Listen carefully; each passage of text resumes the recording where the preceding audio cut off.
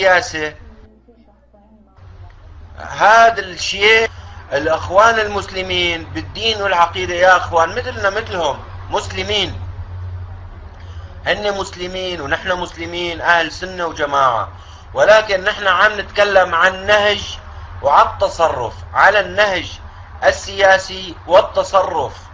التصرف الآن اللي حاصل، وهي معلومات وأنا للأسف رح انشرها، أنا مضطر إني انشرها، والغايب والحاضر يعلم الغايب. الإخوان المسلمين سيطروا على الصندوق، صندوق الإعانات للسوريين في تركيا. كل الإعانات اللي جاية للسوريين سيطر عليها الإخوان المسلمين، وأنا عم أتكلم معلومات دقيقة وبالاسم، عندي الأسماء. كل الأموال التي أرسلت إلى سوريا سيطر عليها الإخوان المسلمين، ولا يوزعوها إلا ضمن اتفاق معين وولاء معين وضمن عمل معين. يعني إذا صرفوا على كتيبة معينة يشترطوا على هذه الكتيبة العمل العسكري. اليوم بتعملوا عمل عسكري على الجهة الفلانية، بكرة لا، وهكذا. يعني حتى صاروا يتدخلوا بالعمل العسكري الميداني. أنا أقسم بالله العظيم، أقسم بالله العظيم، أقسم بالله العظيم إني عن كلامي مسؤول، وإنه هذا الكلام حقيقي وعلى الأرض.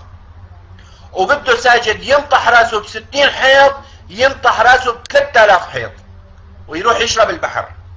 هذا الكلام حق، وبدنا ننتقده وبدنا نغيره.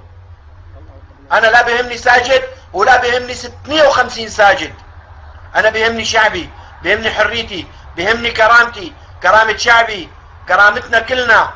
ما بيجي كم واحد مزعبط كانوا عايشين ببريطانيا وباريس وبتركيا يجوا يعملوا لنا حالهم اني خلص يسيطروا على الثورة السورية.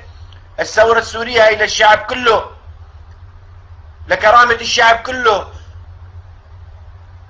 ولا افتكروا حالهم انه اسمهم الاخوان المسلمين خلص احتكروا الاسلام لإلهم، ولا مفكرين حالهم ما في مسلمين غيرهم؟ طز بساجد وطز ب750 اخوان مسلمين. البلد بلدنا، والمسجد للكل، واللي عجبه عجبه واللي ما عجبه ينقلع برا البلد.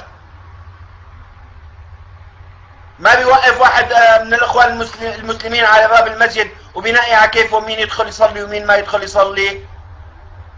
هاي الثورة للكل، والمال اللي عم يجي للكل، والسلاح للكل. الاخوان المسلمين بصراحة زودوها، واذا اكثر من هيك بدهم يزودوها ترى انا اقسم بالله العظيم والله بالمعلومات بالاسم وبالتاريخ وبالموقع مستعد افضحهم، مستعد افضحهم من اصغر اسم لاكبر اسم. فما يعملوا علينا عنتريات. تفضل اخي ظالم، المايك معك.